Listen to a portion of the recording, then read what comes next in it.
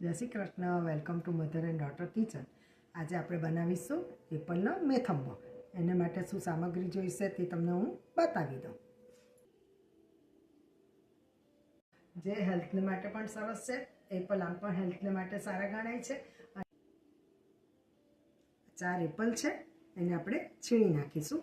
આ હિંગ છે, રાઈ, મેથી, જીરું, હળદર, આ સંભાર મસાલો છે, કાળા મરી, તજ, લવિંગ અને લાલ મરચાં છે, મીઠું છે, ખાંડ છે અને લેમન જ્યુસ છે. આ વઘારને માટે તેલ આપણે પેનમાં મૂકીશું અને આ હિંગ છે. સંભાર મસાલા પણ મેં ઘરે જ બનાવ્યો છે. એની રેસીપી પણ હું તમને કહીશ કે કઈ રીતે બને છે. તો ચાલો હવે આપણે આ એપલને છીણી કાઢીશું ને આપણે પેનમાં તેલ ગરમ કરવા મૂકી દઈશું. એને આપણે પહેલાં છોલી કાઢીશું સારી રીતે, પછી એને છીણી કાઢીશું.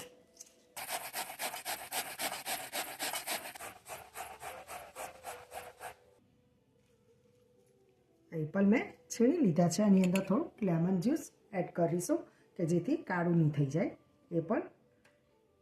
એપલ તરત જ કાળું પડી જાય છે, એટલે એના માટે આપણે થોડું લેમન જ્યુસ એડ કરીશું.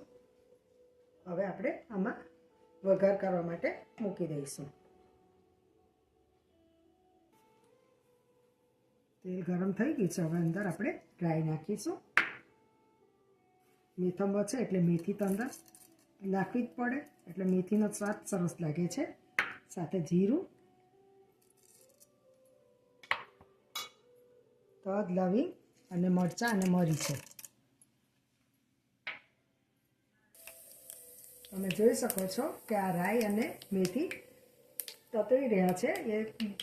એ થઈ જાય, તતરી રહે એટલે આપણે અંદર આ એપલ અંદર એડ કરી દઈશું.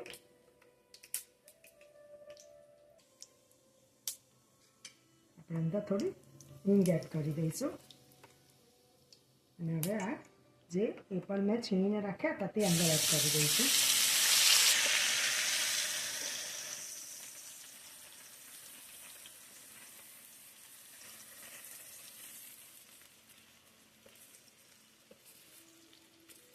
થોડું ચડવા આવે એટલે અંદર આપણે સુગર એડ કરી દઈશું. હવે એની અંદર આપણે સુગર એડ કરીશું. તમે તમારા સ્વાદ પ્રમાણે તમે નાખી શકો છો. સુગર એડ કરી દીધી છે. હવે એની ચાસણી થાય ત્યાં સુધી એને આપણે થવા દઈશું.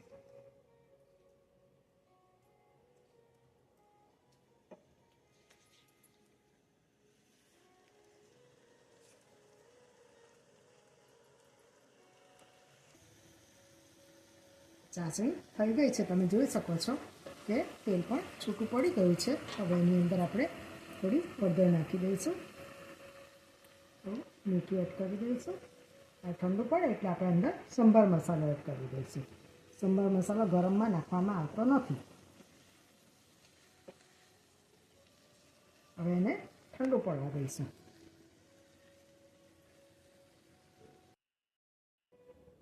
આ ઠંડુ થઈ ગયું છે. હવે આપણે અંદર સંભાર મસાલો એડ કરી દઈશું અને એરટાઈટ બરણીમાં ભરી દઈશું.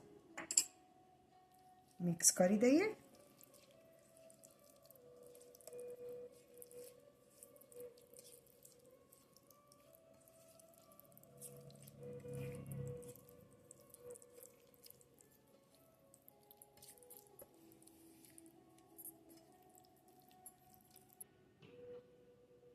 મિક્સ થઈ ગયું છે. હવે આપણે એને એરટાઈટ બરણીમાં ભરી દઈશું. સ્વાદમાં તો એટલું સરસ લાગશે. તમે પણ બનાવીને જરૂરથી ટ્રાય કરજો અને મને જણાવજો કે કેવો લાગ્યો મેથંબો. મેં આ એરટાઈટ બરણીમાં ભરી દીધું છે. દેખાય પણ સરસ છે, સ્વાદમાં પણ સરસ છે. તમે પણ ટ્રાય કરજો. Thank you for watching.